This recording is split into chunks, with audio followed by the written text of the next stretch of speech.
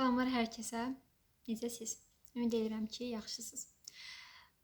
Kanalımızı izləyirsinizsə, yəqin ki, xəbəriniz var artıq. Atom və nüvə fizikasından ilk 2 alt başlığın testlərin izahını çəkib kanalımızda paylaşmışdım. Bu günlər isə 3-cü alt başlıq olan radioaktiv çevrilmə, alfa, beta, qamma şüalanma, radioaktiv çevrilmə qanunu alt başlığın testlərini izahını verəcəm. Amma hələ mövzumuza keçməmişdən, test izahlarını keçməmişdən qabaq sizinlə qısa bir məlumat bölüşmək istəyirəm. Bunu deyim ki, mən ümumiyyətlə bu test izahlarını niyə paylaşıram? Çünki çoxlar üçün maraqlı həqiqətən də. Tamam. İnandım. Və bu məlumatı versəm məncə daha yaxşı olar. Mən zaten bu test izahlarını günlük olaraq həll edirəm. Yəni bu artıq fizikadır, riyaziyyatdır. Günlük olaraq mən bu testlərin izahını, yəni testləri işləyirəm. Yəni düşündüm ki, bu testləri işləyərkən kanalımızda da həm də faydalı video çəkib paylaşmış olaram, həm də ki sizlər üçün də faydalı bir video olar. Bu daha çox abituriyentlərin hazırlaşacağı bir test toplusudur, amma aşağı siniflərdə yəni baxıb faydalana bilər. Yəni bu videoda siz nə qazanacaqsınız? Bu haqqda məlumat verin. Mən burada mövzunun alt başlıqlarında testlər var. İndiki əvvəlki test toplarını demirəm. Yəni əvvəlki test topları başdan ayağa hamısı qarışıq idi, amma bu test toplarında bir dənə yaxşı xüsusiyyət odur ki, alt başlıqlar şəklində testlər seçilib və ardıcıl şəkildə düzülüb.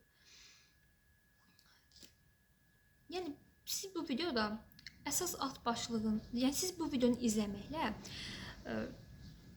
durub test toplusunu başdan ayağa yəni işləmək müəyyən qədər çətinlik yaradır bir çox şagirddə. Yəni siz bu videonu izləyərəkdən yəni deyək ki, test işləməyə başlamaq istəyirsiniz, amma başlaya bilmirsiniz də, nətər başlayacağınızı da bilmirsiniz. Bax, bu videonu izləyərək siz həmin alt başlığını ki, mən indi atom və nüvə fizikasından başlamışam da, bu şəkildə davam edəcəyimi düşünürəm və daha yaxşı videolar da çəkib paylaşacağımı düşünürəm. Amma indi hal-hazırdakı vəziyyətə əsasən mən zaten atom və nüvə fizikası mövzusuna başlamışam. Ona görə də bu 3-cü alt başlığın izahını verərkən bu fərq eləmir hansı mövzu olmağından asılı olmayaraq. Siz həmin alt başlıqda, sizə həmin alt başlıqda önəmli olan nüanslar nədirsə, onlar bilmək kifayətdir ki, həmin test alt başlığı işləyə biləsiniz də.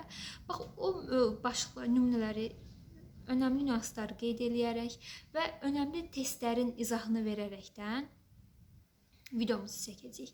Yəni siz həm bu videoya baxaraqdan həm elə bil ki, sizə daha rahat şəkildə mövzu haqqında ümumi anlayışınız olacaq və bir çox şagird test işləməmişdən qabaq tətildəsiz də, həm də siz üçün də faydalı olar. Yəni bir videonu izləyərəkdən siz artıq testi necə işləyəcəyiniz, hansı önəmli nüansları fikir verəcəyiniz bilərəkdən artıq testi özünüz sərbəst şəkildə işləyə biləcəksiniz. Yəni bax, bu cəhətdən sizlər üçün faydalı olacaq. Və mən testdə başdan ayağa izah verməkdənsə ki, bu ilk 2 videomuzda o cür eləmişəm. İndi baxdım ki, həqiqətən də elə olmaq, yalnız elə video izahləmək həm mənim üçün, həm də siz üçün sıxıcı olur. Ona görə də əsas önəmli nüanslar nədirsə, əsas testlər, öyrədici testlər hansılardısa, sırf o testlərin üzərində və bir çox şagirdin çətinlik çəkə biləcəyi çətin tipli testlərin izahlarını vermiş olacağam, yəni bu videomuzda. Ümid edirəm ki, fikrim sizə aydındır. İndi isə keçək testlərin izahına. Başlığımız nə oldu? Təbii radioaktivlik, alfa, beta, qamma şüalanma, radioaktiv çevrilmə qanunu. Bu başlığın testlərinin, önəmli testlərinin izahını gəlin videomuzda izləyək.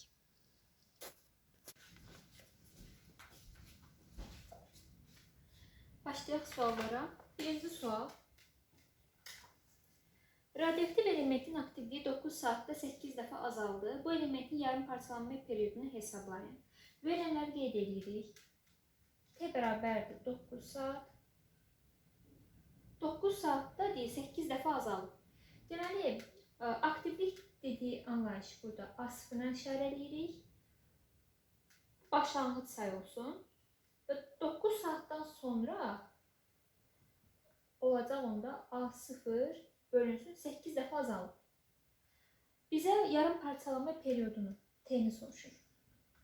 Buna əsasən düsturumuzu qeyd edək. Düsturumuz bu şəkildə olacaq. A bərabərdir A0 vurulsun 2 üstündə mənfi T bölünsün T. Əslində bunun şablon düsturu budur. N bərabərdir N0 vurulsun 2 üstü mənfi T bölünsün T. Yəni bunu da əzbər bilsəz, yerdə suallara əsasən nə verirsə, bu şəkildə hesabı tapa bilərsiniz. Yəni aktivlik deyəndə artıq N yoxdur, A qoyub yerinə hesablaya bilərsiniz. Amma ən əsas düstur bunu bilsəz, yəni hesablamış olarsınız. Burada başlanğıc sayıdır, yəni radioaktiv şüalanmaya başdan keçməmişdən qabaq başlanğıc nüvələrin sayıdır. N isə burada müəyyən bir zaman keçdikdən sonra, yəni parçalama periodu ərzində sonda qalan nüvələrin sayıdır. Artıq burada delta N olacaq. Artıq delta N də sondan başlanğıcı çıxaraq tapılacaq. Yəni bu da radioaktiv şüalanma zamanı nüvədən çıxan, nüvəni tərk edən deyək ki, hissəciklərin sayını müəyyənləşdirmək üçün istifadə olunur. Yəni qısaca bizim indi bu sualda hesablamalı olduğumuz düstur budur. Bizdə burada T-ni soruşur. Gəlin verilənləri yerinə qoyaq. Dedik ki, başlanğıc sayı A0'dır. Son sayın yerinə, A-nın yerinə A0 bölü 8 yazacağıq.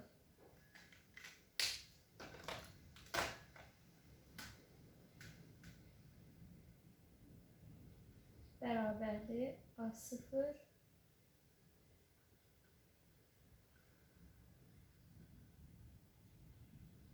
2 üstündə T9'u 9 bölünsün parçalama periyodu. A0'lar burada ixtisar aparaq. Nə qalır burada? Qalır burada 8'də 1 bərabərdir mənfi 9 bölünsün T.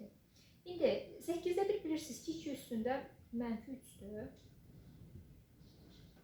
Burada fikirləşək T-ni tapmaq üçün.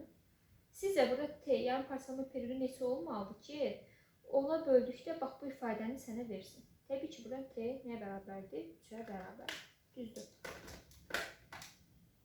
Deməli, yarım parçalama periyodu 3 saat imiş.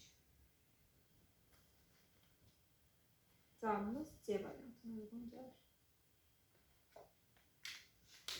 Məndəki indi test topusu 2019-cu ilin test topusudur. Yəni onun heç bir fərqi yoxdur. Zaten sualı izahını verirəm deyə izahdan da, sualdan da müəyyənləşdirə bilirsiniz ki, hansı testin izahını verirəm. Davam edək. İkinci sualda qrafikdə radioaktiv parçalanan nüvələrin nisbi sayına zamanla asılı qrafiki göstərilmişdir. Hansı halda yarım parçalanma periyodu ən kiçikdir? Gəlin qrafiki çəkək.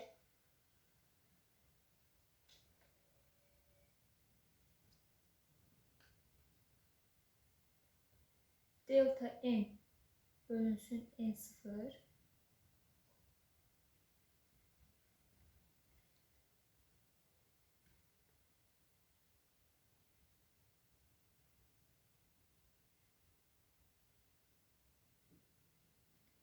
Bir, iki, üç, dört və s. Ən kiçiyini soruşur.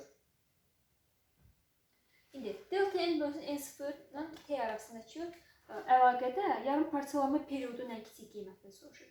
Gəlin buna uyğun düsturumuzu yazaq. Baxın. Delta N dedik nəyə bərabərdir? N çıxılsın N0, düzdürmü? Baxın bu başlıqda əsas önəmli düstur budur. Önəmli düstur budur. Və bundan çıxan düsturların hamısının indi əsas önəmli özetini keçəcəm ki, siz testi rahatlıqla həll edə bilərsiniz. Deməli nə oldu düstur? N çıxılsın N0. Axı biz N-in düsturunda yazdıq burada. Gəlin indi N-in yerinə bax bu ifadəni qoyaq. Onda yazarıq. N0 vurulsun 2 üstündə mənfi T bölünsün T çıxılsın N0. Düzdürmü? Burada ortaq vuruq olaraq N0-ı mötərizə xaricinə çıxardaq. Onda alarıq ki, 2 üstündə mənfi t bölünsün böyükdir, çıxılsın 1. Fikir verirsinizsə, qrafikdə bu hissədə delta n bölünsün N0 istəyir.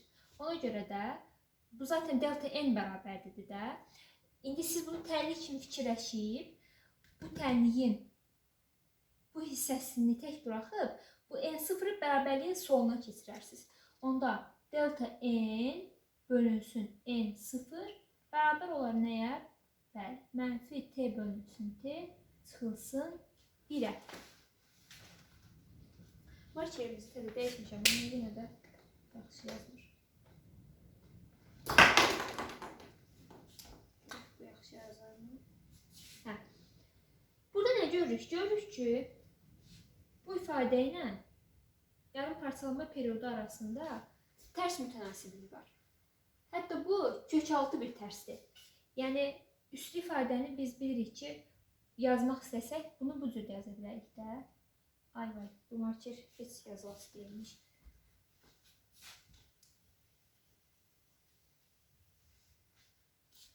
Başqa markerimiz. Bunu yazır, baxın, yazır.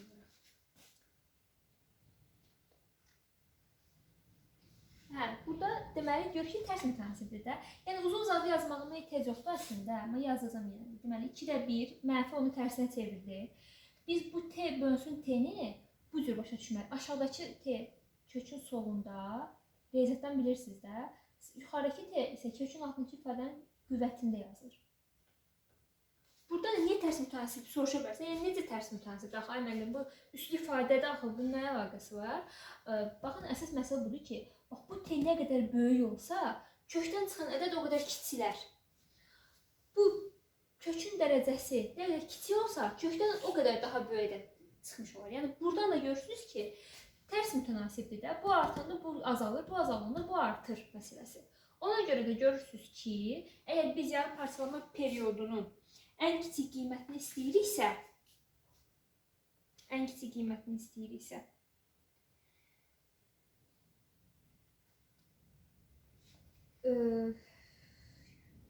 qrafikə əsasən baxsaq, bu zaten dəyişmir, bu ifadə dəyişmir. Bir dənə dəyişən şey bu ümumi səhv olan zamandır. T ilə də bu T arasındakı nə əlaqə var? Deməli, bu T nə qədər böyük olsa, yarım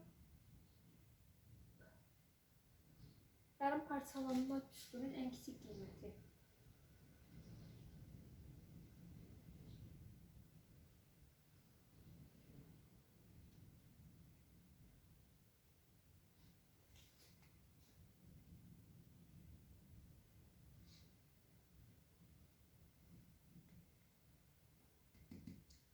Zaten bu dəyişmir, delta n bölünsün 0 dəyişmir, düzdürmü? Ona görə baxırıq ki, bu t ilə t düz mütənasibdir də, yəni bunun bərabər sana keçəni düz. Ona görə də ən kiçik dediyinə görə t-nin də ən kiçik qiymətini götürürük. Yəni burada qrafikimiz 1 olur.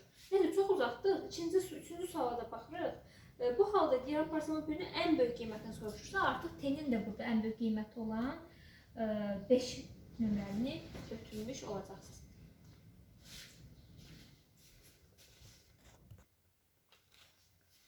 Dördüncü sualdan davam edirik. Burada beta çevirmə zamanı nüvənin yükü necə dəyişir soruşur. Yəni indi ona baxaq.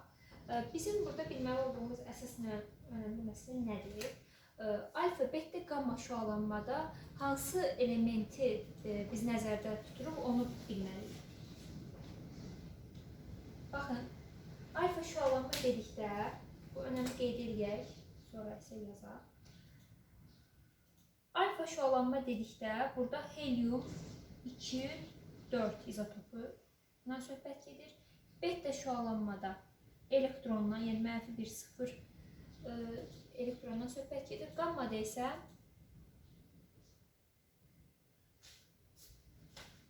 bax, bu şəkildə qeydimizi aparır. Riyazi olaraq bu cür yazacağıq. Bizə niyə görə bu önəmlidir? Bizim üçün əsas burada rəqəmlərə baxmalıyıq. Yəni bizim üçün burada rəqəmlər önəm kəsb edir. Ki qammada artıq bax bu formada qeyd olunduğuna görə bu şəkildə yazacağıq.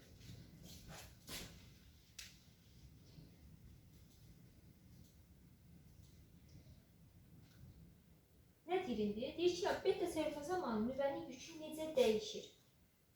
Deyir ki, hər hansı bir x elementi olsun. Z, A.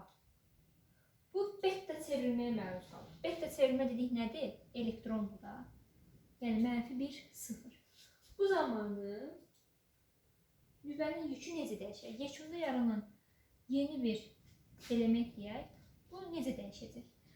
Baxın, demişdik ki, bu reaksiyalarda reaksiyanın solu ilə sağı bərabər olmalıdır. Yəni, bərabərlik şərtini ödəyir. Saxlama qanunu ödənilir.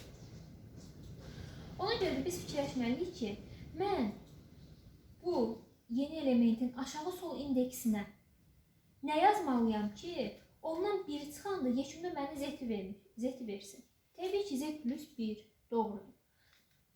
Bəs kütlə ədədi neçə olmalıdır? Bu 0 olduğuna görə təbii ki, A ilə A olduğu kimi qalacaq. Çünki A ilə 0 toplayanda yenə də həmin ifadəni verəcək. İndi bizdən bunu deyir ki,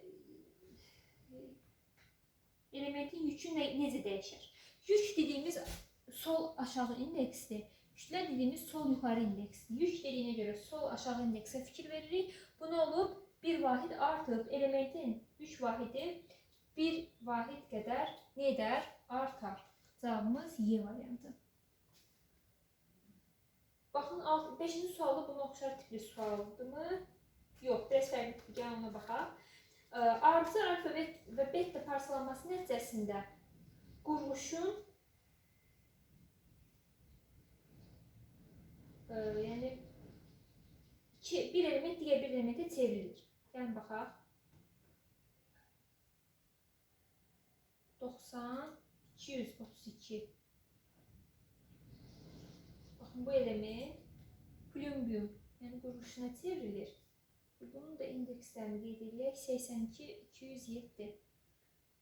Protonların sayı nə qədər dəyişmişdir?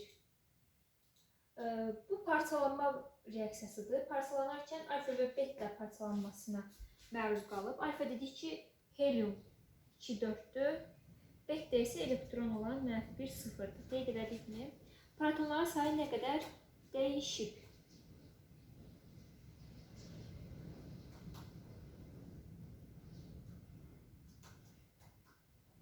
Bizdən bunu soruşmuyor. Sadəcə deyir ki, yəni nə qədər dəyişib?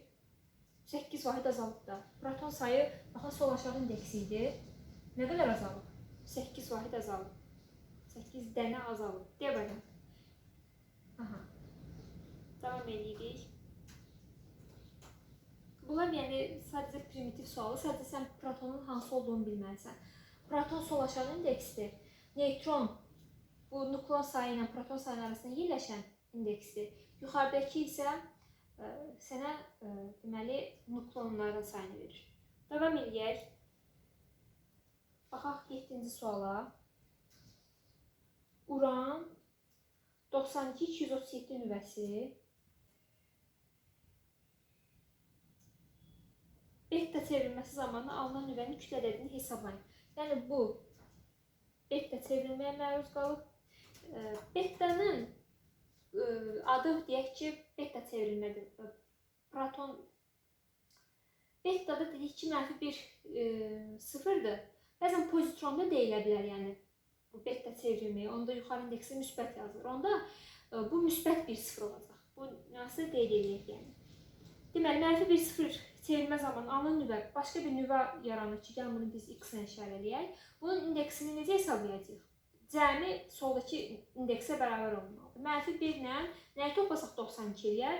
Təbii ki, 93-ü. 0 ilə nəyi toplasaq 237 eləyər? Elə ədədin özünü. Kütlə ədədini soruşur. Kütlə dediyimiz kimi nə imiş? Yuxarı indeksi ilə 237-nin özünə bərabər imiş. C variantı. Baxın, 8-ci sualda buna uyğundur. Alfa çevrilmədir. Bu dəfə helium 2-4 nüvəsini yazıb hesablayacaqsınız. Sonra 9-cu suala baxırıq. Beta şüalar ibarətdir nədən? Beta dedik, şüalanma elektron selindən ibarətdir. Ona görə beta şüalar elektron selindən ibarətdir. B variantı. 10-cu sual, qamma şüalanma nədən ibarətdir? Bu uşaqlar, qamma şüalanma elektromaqnet şüa hesab olunur və fikir verirsinizsə qammanın nə yükü, nə də ki kütləsi yoxdur, sıfırdır. və qamma şüalanma işıq sürəti ilə hərəkətə bərabər bir şüalanmadır. Sonra 11-ci suala baxırıq. Hansı qrafik parçalanmamış radioaktiv atomların sayının zaman asılılığını düzgün ifadə edir? Biz bayaqları belə bir düstur qeyd elədik, yadınızdadsa. Nə idi o düstur? Buradan qeyd edək. Təkrarən. N bərabərdir. N0 vurulsun. 2 üstündə mənfi T bölünsün. Period. Düzdürmü? Bizdən indi N'in T'dən asılı qrafikini soruşur.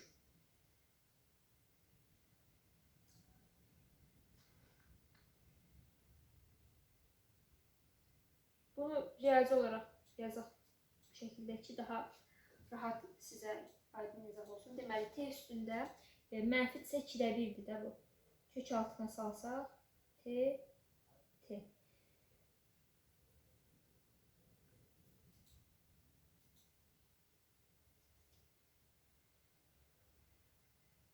Baxın, burada 2 üstü mənfi olduğuna görə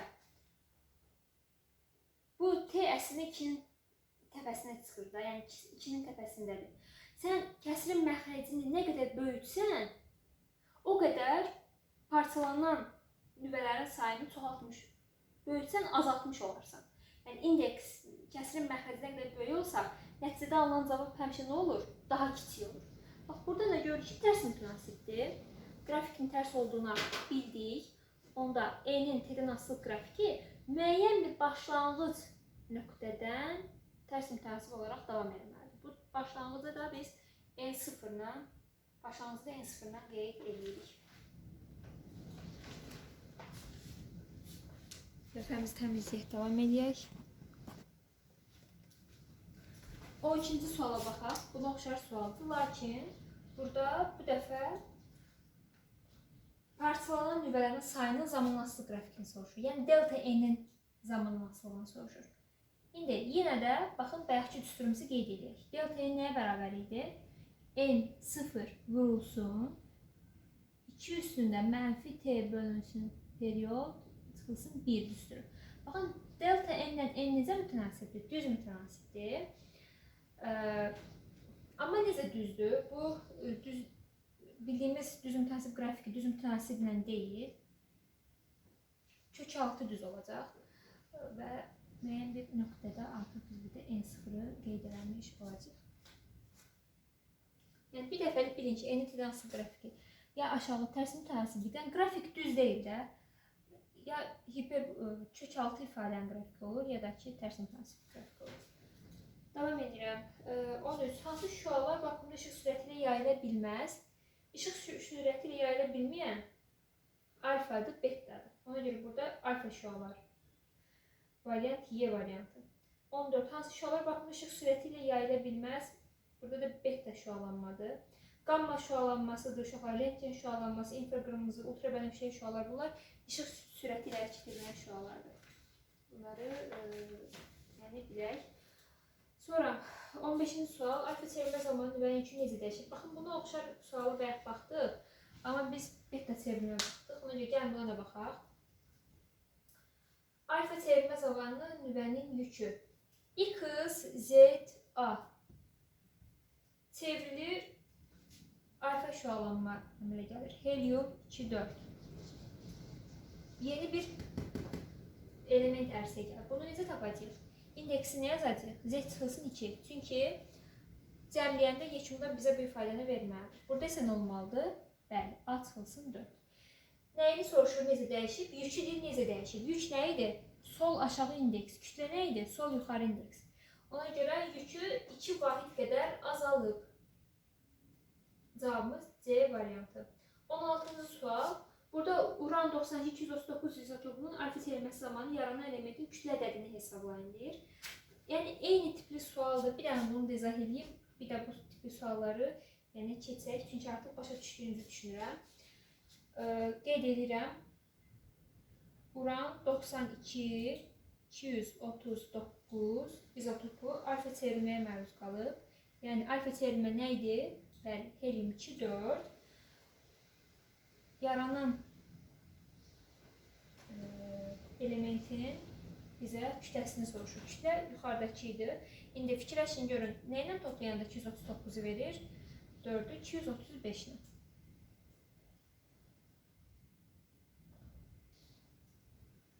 Yəni ayrı bərabərlikdir də. Yəni toplama bərabərlik solu 9-dur deyək.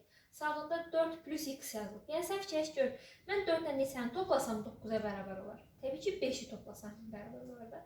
Yəni eyni tipli adi xətti tənqid sadəcə elə bir 9, 4-ü x-in yerinə elementlər qeyd olunur. Bir dənə bilməlisiniz ki, kütlə hansıdır, yük hansıdır, proton hansıdır, neutron hansıdır, nukleon hansıdır. Bunları fərqləndirə bildinizsə artıq rahatlıqla hesablaya biləcəksiniz. Deməli, neçə oldu bunun kütlədədir? 235. Yaxşı, bunu da mən sizə sual verim. Bəs yük ədədi neçəyə bərabərdir? Bəli, necə tapdınız? 92-dən 2-ni çıxıb hesabladınız. 90.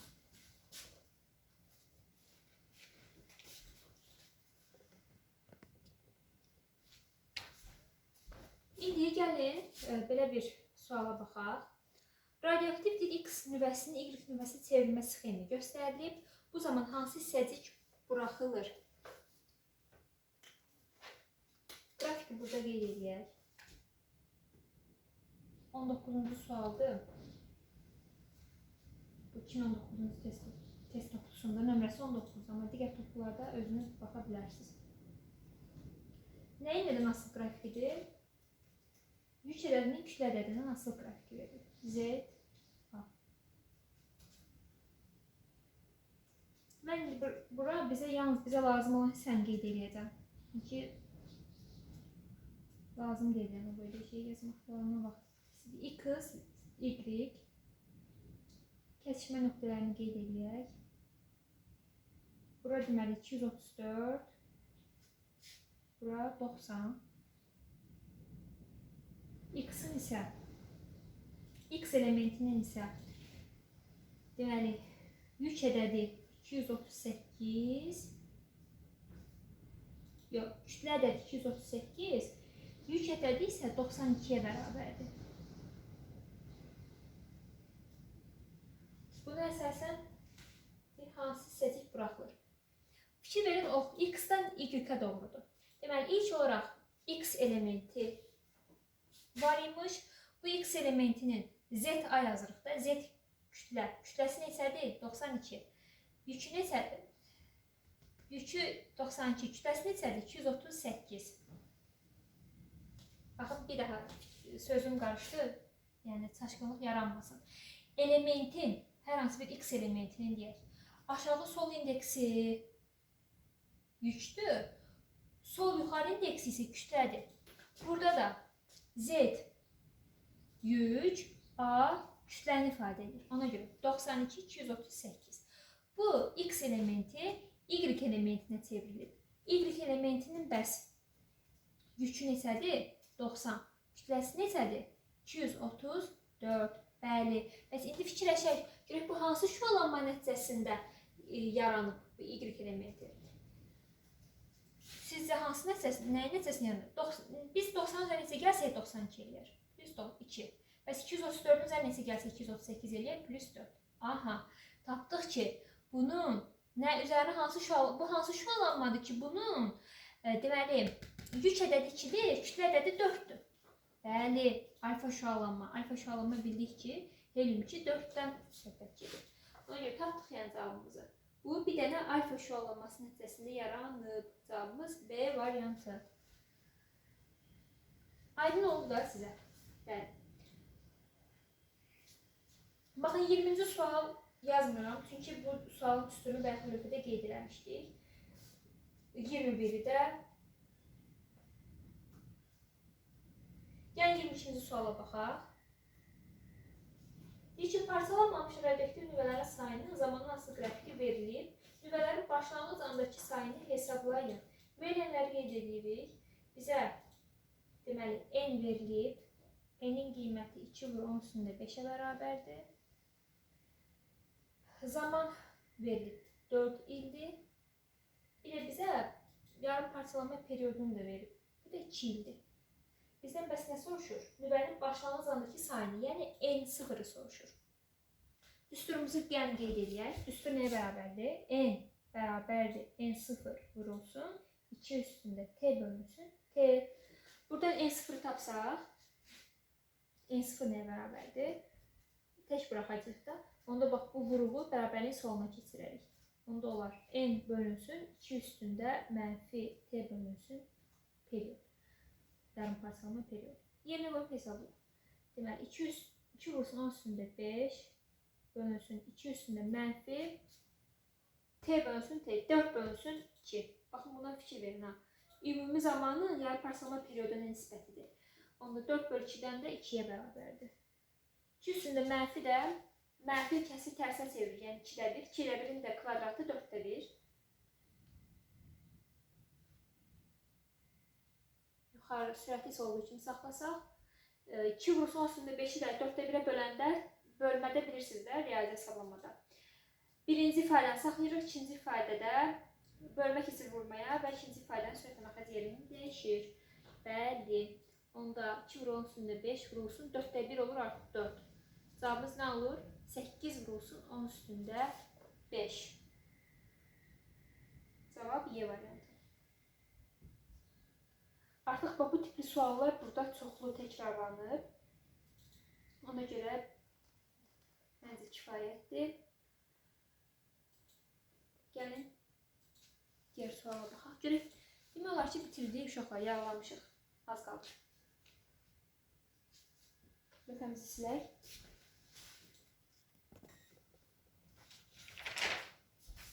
İndi baxıram ki, burada, bax, özet keçək. Demək, çox sual təkrarlanır. Yəni, siz əsas mən izah elədiyim testləri başa düşdünüzsə, digər testləri özünüz rahat şəkildə həll edə bilərsiniz. Bax, burada bir dənə yarım parçalama periodunun başlanğıc nüvələrin sayını asılı qrafik verir. Yarım parçalama periodu yadınızda saxlayın ki, düsturdakı olan heç bir qiymətdən asılı deyil. Ona görə düz mütənasib yazacaqsınız. Yəni, asılı deyil. Baxın, bu sualların çoxu oxşar suallardır. Gəlin, indi nisbətən çox uşağın çətinlik çəkəcəyi testlərin həllinə baxaq. Oradan davam edək.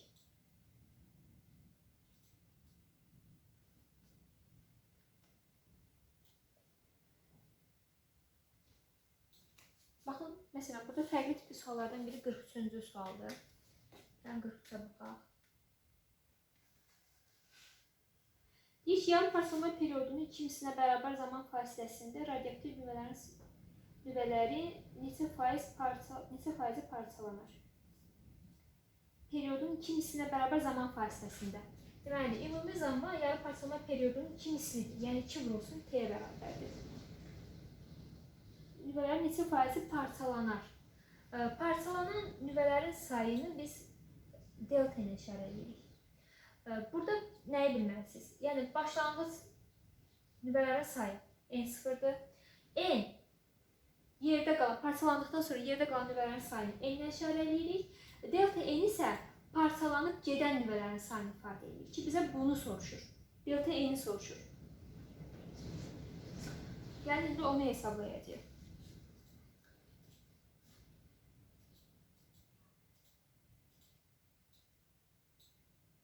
İndi delta N'in düsturunu yazaq.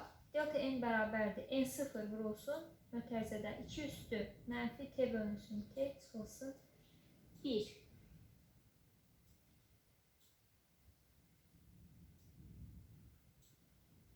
Yerinə qoyub hesablayaq. Delta N0 sola keçirək. Yəni delta N bölünsün N0 bərabərdir.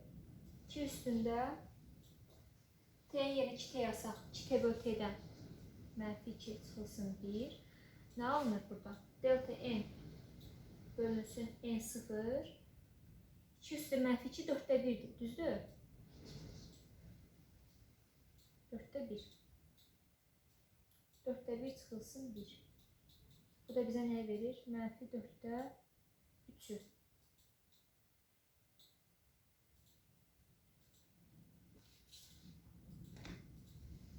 Faizlə bir ifadə eləmək istəsək, neçə faiz 100'ə vurmalıyıq, düzdürmü? Hissənin faizi keçmək üçün 100'ə vurmalıyıq. Bu deyir 75 faiz. Biz burada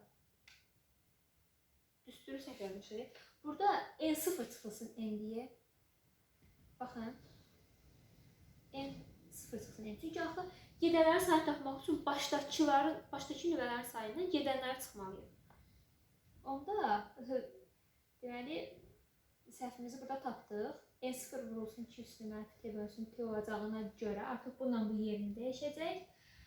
Bununla bu yerin dəyişəcəyinə görə artıq mənfi yox, müsbət 4 deyəcək. O da 75%-ə bərabər olduğunu tapmış olduq. Yəni parçalarına birsə delta n ilə hesablayasınız. Bəs yerdə qalanları soruşsaydı 75% parçalanıbsa yerdə qalanda 25% olacaq. Aydındır da? Bəli. Davam edək. Bunları artıq izahını verdik. Bir də baxın, belə bir qrafiklər verilə bilər sizə. Ki, mən 51-ci suala baxıram. N-in t-dən asılı qrafikini, yaxud da delta n-in t-dən asılı qrafikini yazdıq. Düsturu bir daha yazaq. N bərabər N0 vurulsun 2 üstündə mənfi T bölünsün T. Baxın, burada n-in yerinə aktivlikdə yazıla bilər, uşaqlar. Həmişə bu formada görməyəcəksiniz də. Əsas bunu bilsəz, sadəcə verilənlərə əsasən yerinə qoyub hesablayacaqsınız. Əlavə düstur əzbərləmirsiniz. Ümumi düsturun şablonunu mənimsədirsə, sadəcə aktivlik dedikdə n-in yerinə A yazarsınız, kütləyə dedikdə isə n yazarsınız. Bu qədər sadə. M0 vurulsun 2 üstündə. Yəni bu şəkildə. Tamam. Bizdən bu dəfə m-in t-dən asılılığını soruşur. M t-dən asılılıq. Necə asılıdır? Tərs. Amma müəyyən bir nöqtədən başlayaraq. Cavab A.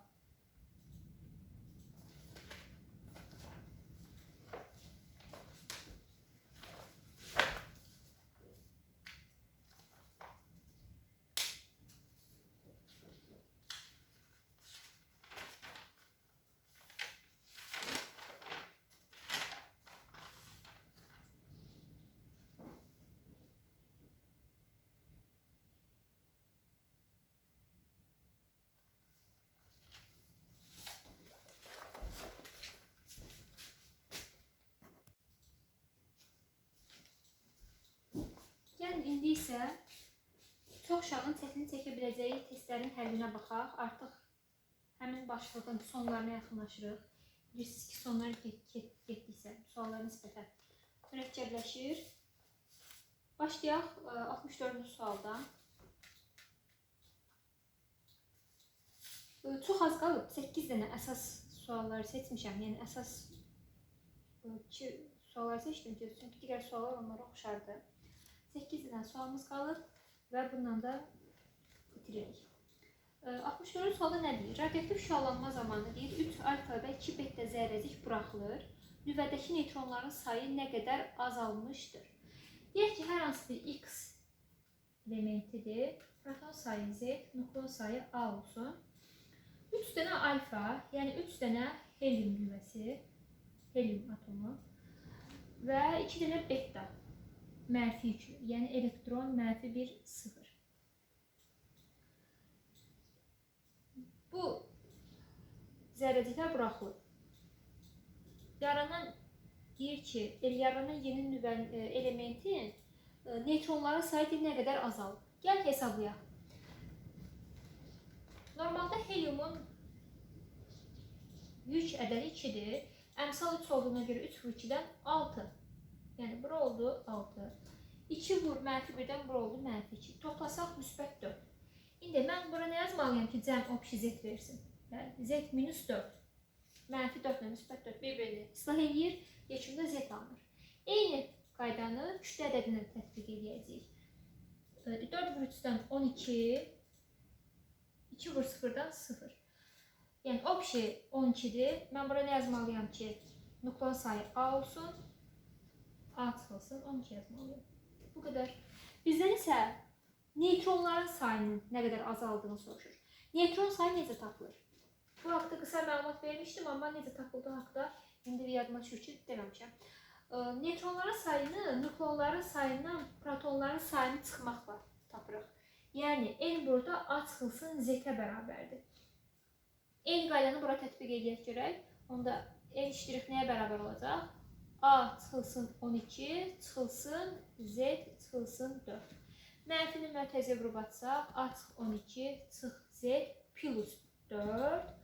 Onda nə alırıq buradan? A çıxılsın Z çıx 8.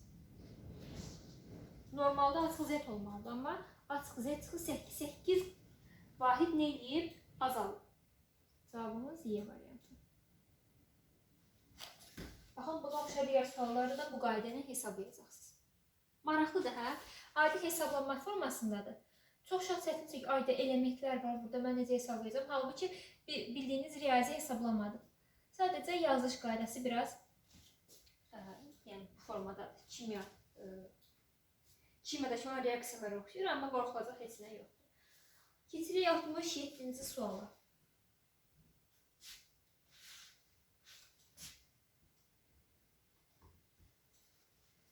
Parçalanmamış radioaktiv nüvələrin nisbi sayının zamanla asılı qrafiki verilib. 20 saatdan sonra radioaktiv nüvələrin hansı hissəsi parçalanmamış qalar? Təbii ki, nə edəcəyik? Verilənləri qeyd edəcəyik. Nə verilib bizə? Başlanğıc say verilib. Başlanğıc nüvələrin sayı N0 verilib. Neçədir bizdə? Bu 1-dir. Bizdə isə 20 saatda sonra radioaktiv 20 saat, yəni T bərabər 20 saat hesablayacağıq. Başqa nə var burada? Başqa da bizə bu qrafik verilib. Bu qrafik əsasən hesablayır. Nəyi soruşurmuş? Hansı hissəsi parçalanmamış qalar? Hə, yəni sonda parçalanmamışlar qalıraq, yəni N-i soruşur əslində. Amma bilirsiniz ki, N-i tapmaq üçün bizə bu düstur lazımdır. N0 vurulsun, 2 üstündə mənfi T bölünsün T. Yaxşı, N0 var, T var, amma mən sonda qalan nüvələrin sayını tapmaq üçün yarı parçalanma periodunu da bilməliyim. Bu olmasa mən buradan tapa bilmərəm. Ona görə də biz bu qrafikdən istifadə edib öncə yarım parçalanma periodunu tapacağıq. Hə, oradan tapandan sonra yat burada yenə qoyub N-i tapacağıq. Aydındır? Baxaq, indi qrafikə əsasən. Grafikdə fərqi yoxdur, ha, istədiyiniz seçə bilirsiniz. Amma bir önəmli nüans oldu ki, siz uyğun nöqtəni götürməlisiniz. Məsələn, deyək ki, birinci nöqtədən başlayaraq get-gedə tərs mütənansib olaraq azalmırmı? Məsələn, sən 5 saniyədəkini götürmüsənsə, gedib N bölü N0-ın 10-cu saniyədəki olan qiymətini götürə bilmərsən. Mütləq gəlib 5 saniyədəki olan qiymətini götürməlisən. Yəni, kəsişmə nöqtələrini orada fikir verin. Deməli, bu halda N bölünsün N0-ın 2də 1 aldığı qiymətdə sərf olunan zaman 5 saatdır. Gəlin, buna əsasən hesablayaq. Yarım parçalanma periodunu tapaq. Deməli, buradan görsəz ki, yəni buradan baxsaz görərsiniz ki, N bölünsün N0 ifadəsi zaten bu ifadəyə bərabər olacaq da. Onda mən yazıram 2də 1 bərabərdir. 2 üstündə mənfi T-nin yerinə 5 yazacağım. 5 bölünsün period. 2də 1 nə deməkdir? 2 üstü mənfi 1 deməkdir, düzdür? İndi siz fikirləşin, görün. Mən bu yarım parçalanma periodunun yerinə neçə yazmalıyam ki, yekunda 2 üstündə mənfi 1 alım. Yəni bu ifadə mənfi 1 olsun. Bəli, T nəyə bərabər olmalıdır onda burada? 5-ə.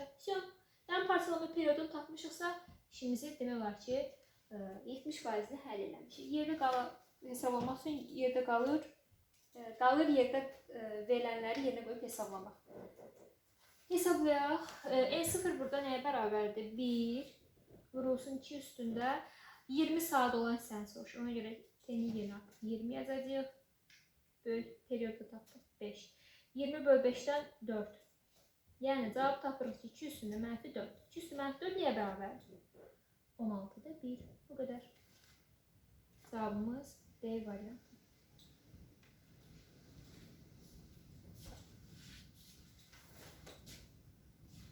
Keçək 70-ci suala.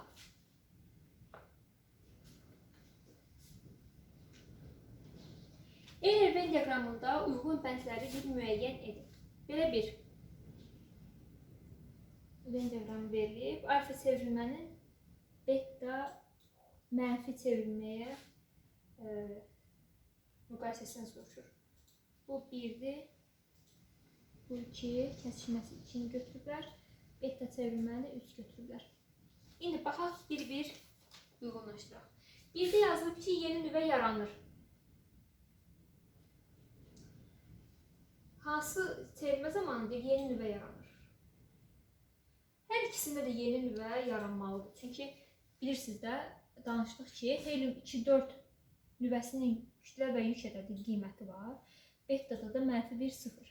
Nə də olsa burada rəqəm var da. Rəqəm varsa, avtomatik sağdakı olan yeni yaranan nüvənin də kütlə sayı ilə yük sayı yəni dəyişəcək. Məsələn, burada kütlə sayı dəyişməyəcək, 0-dır, eyni qalacaq, amma yük dəyişir. Yük dəyişirsə yenə də nüvə dəyişmiş olur. Bax, orada o sizi çaşdırmasın. Deməli, 1 olur kəsişməyə uyğun. 2. Nüvənin yük ədədi artır. Sizcə hansına yük ədədi artar? Yeni yaranmış nüvənin yük ədədi artar. Burada azalar. Çünki bilirsiniz ki, azalmalıdır ki, 2 vahid. Üzərinə 2 gəlinə yekunda həmən ifadəni versin. Deməli, burada azalır, amma burada artacaq. Çünki baxın, burada -1-dir. Mən -1 ilə nəyi toplasam, mənə başdakı ifadənin yük ədədini verər. Təbii ki, burada artmış olmalı ki, bir vahid. Bu azalma ilə o neytral vəziyyətə düşsün. Nüvənin yük ədədi artar deyir. İçini buraya uyğunlaşdıracağıq. Bilmirəm, fikrimi sizə aydın izah edə bildimmi? Yəni, baxın, bir də bunu izah edəcəm. Deməli, x, z adı. Beta çevirməyə məruz qalıb. -1,0. Yekunda yaranan yeni nüvə mövcuddur ki var. Y yazmışıq. Bax, bu y'nin aşağı indeksi z+1 olmalı deyil. Olmalıdır ki, z+1 olmalıdır ki, -1 ilə bir-birini islah eləsin, z-i yenə tapa bilək. Axı dedik, bərabərliyin sağı ilə solu eyni qalmalıdır. Ay sağ ol, ona görə. Burada da a qalacaq. Ona görə bu bir vahid artır ki, o uyğun variantı biz yəni betaya qoymuş olduq. 3. Nüvənin kütlə ədədi azalır deyir. Burada bəli azalacaq. Çünki azalmalıdır ki, toplayanda neytral vəziyyətə düşsün. 3 gəlir bura. 4 baxaq. 4-də nə deyir? Deyir, nüvədəki neytronların sayı bir vahid azalar. Buradakı neytron sayı neçəyə bərabərdir? 4-2-dən 2. Burada neçəyə bərabərdir? 1-ə. Bu müsbət 1-dirsə, bir vahid azalmalıdır ki, müsbət 1 ilə toplayanda neytrallaşsın. Deməli, 4 də buranın bunu gəlməlidir. Deməli, 1-ə 3, ortağa 2-yə 1, 3-ə isə 2, 4. Baxın, bu qaydada. Cavabımız Y variantı.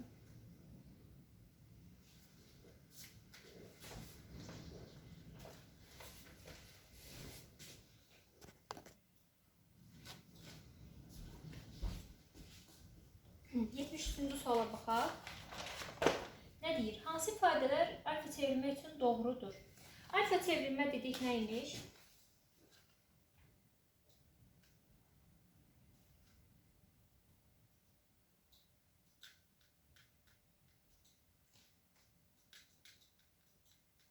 Helium 2-4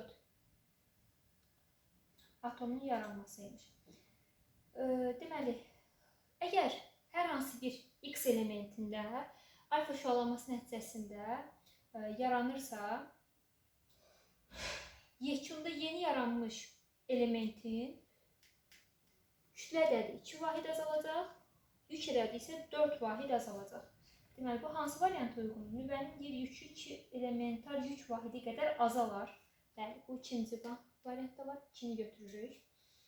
Nüvənin kütləsi 4 atom kütlə vahidi qədər azalar. Bəli, ona görə ki, kütlə ədədi də 4-dür. Ona görə 4-ü də seçirik.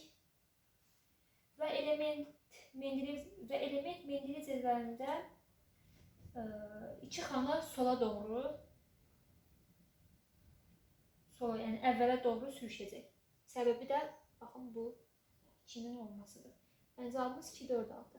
Bir daha izah verirəm. Burada yazsam daha yaxşı olar. Deməli, X, Z adam helium 2-4 şüalanması zamanı yeni bir element yaranır. Bu elementin kütlə ədədi Z-2 olur, ki toplayanda Z olsun. Yük ədədi açıq 4 olur, ki toplayanda A olsun. Bu nə deməkdir? Yük ədədi 2 vahid azalır, buna görə 2.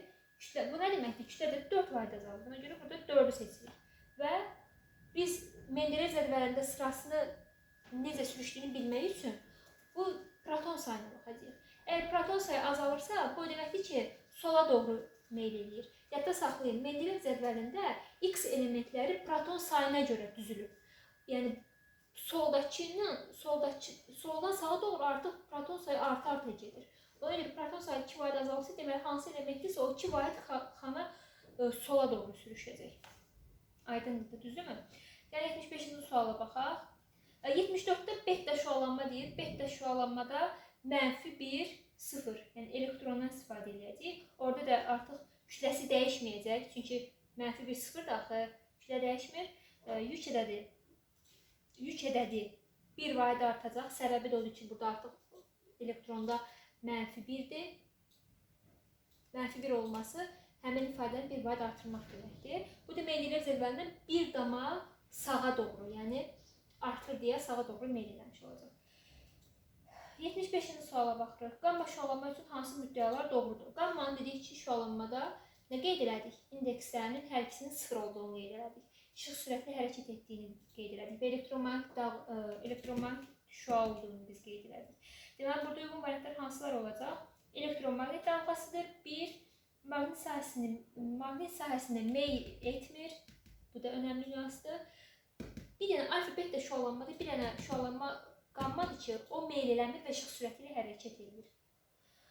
4 massəsi də meyl etmir dedik. Bir də 5 elektrik yükünə malik deyil. Bəli, yükü ya kütləyə malik deyil. Hər ikisi 0. Yəni 1, 4, 5. 75-də cavabımız olur nə? 1, 4, 5.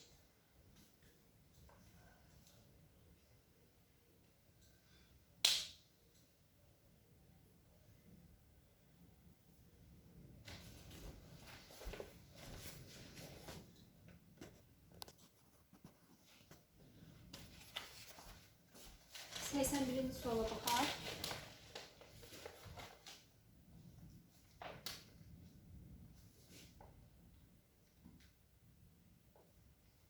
Radioaktiv elementin yarım çevirmə periodu 4 sutkadır. Yəni T bərabərdir 4 sutka. 1 sutka birlikdə 24 saatdır. Bilmiriksə bilək. 1 sutka 24 saatdır. 4 sutkada 4 olsun 24-də bərabərdir. Ki burada çevirmə ehtiyac yoxdur. Sutka nə istəyir zaten. Deyir, neçə sutka ərzində bu elementin verilmiş sayda nüvələrinin 8-7 hissəsi çevrilər. Çevrilir deyirsə delta n başa düşülür. Delta n bölünsün n0 deməli burada nəyə bərabər imiş? 8-də 7-yə bərabər imiş. Bizdən burada t-ni soruşur. T bərabərdir sual. Düsturumuzu yazaq. Delta n nəyə bərabərdir? 1 çıxılsın. 2 üstündə mənfi t bölünsün t-yə. Buradan t-ni tapmalıyıq. 8-də 7 verib yazırıq. 8-də 7. 1 çıxılsın. 2 üstündə. Bu ifadəni bərabərliyin soluna bunu sağa keçirək. Onda alınır. T bölünsün. 4 bərabərdir. Bir də 8-7 çıxanda 8-də 1 alınır. Düzdürmü? 8-də 1 də bilirsiniz 2 üstündə mənfi 3 deməkdir. Düzdürmü? Afisyon buradan tapaq. T nəyə bərabər olmalıdır? 12-yə. 12 bölü 4-dən mənfi 3-ə bərabər. Cavabımız 12.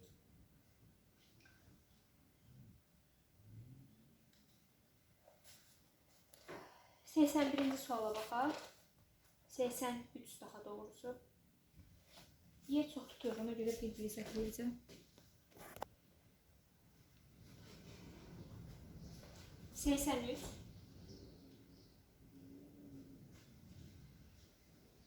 Preparatdakı alfa radioaktiv nüvələrin başlanğıc sayı, yəni N0 2 vurulsun 10 üstündə 13-ə bərabərdir.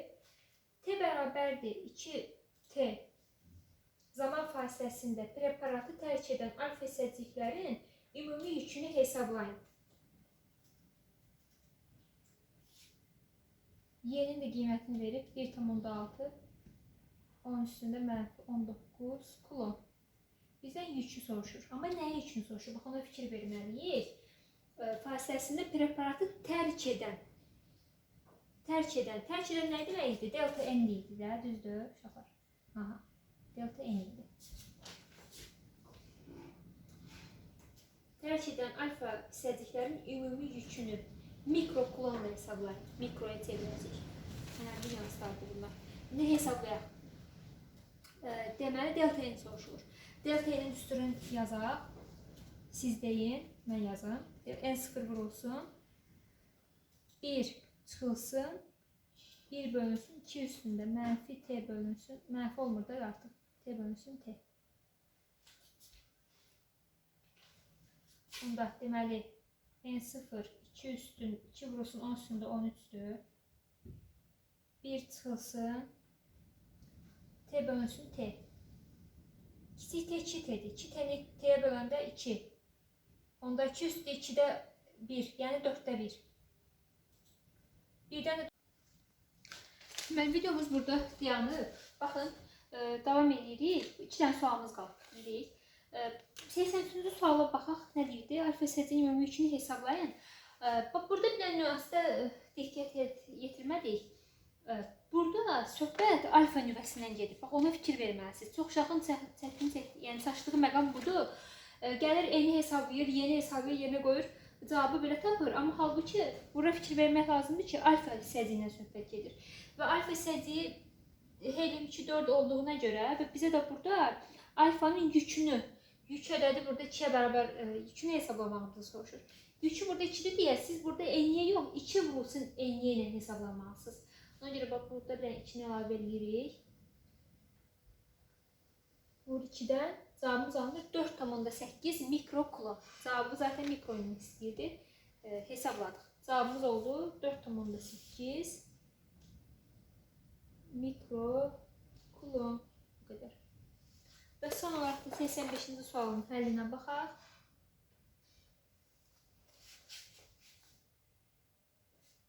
Dediyim kimi, bax bu sizə fikir verin. Alfa deyəndə alfanın yükünə baxacaqsınız. 2'disi 2'yə vuracaqsınız. Məsələn, digər sualda məsələn, beta soruşula bilərdi. Beta artıq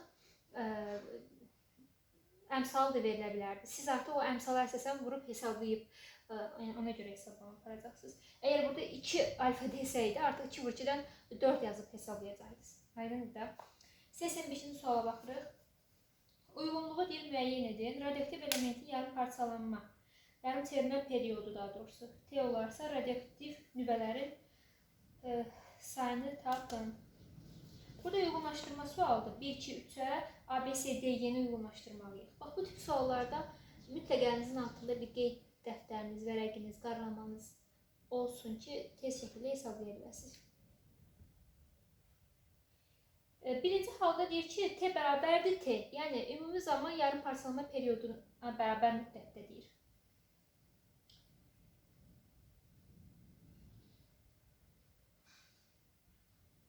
Radioaktiv nüvələrin sayını tapın.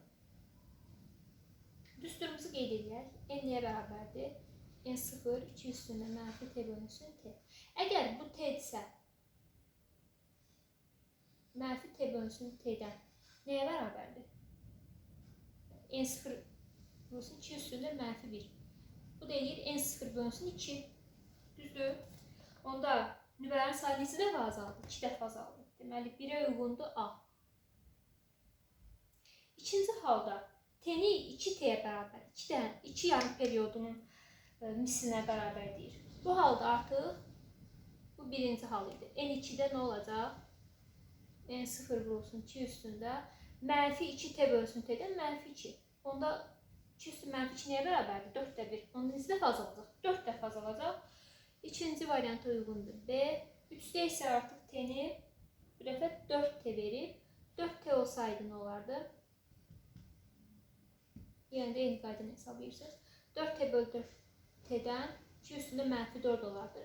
2 üstü mənfi 4'də 16 dəfə azalmaqdır. Bu da 3'də Y variantını uyğunlaşdırırıq. Cavabımız oldu 1A, 2B, 3'də Y. Bugünlük bu qədər. Demək olar ki, bu başlıqda çıxan bütün testlərin həllinə baxdıq. Biraz uzun oldu. Amma əsas odur ki, ətraflı izah verdik.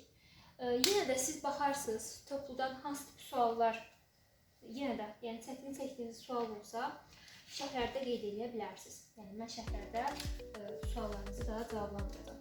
Bu günlük bu qədər. Digər video izahlarımızda, test səhifələrimizdə görüşərik.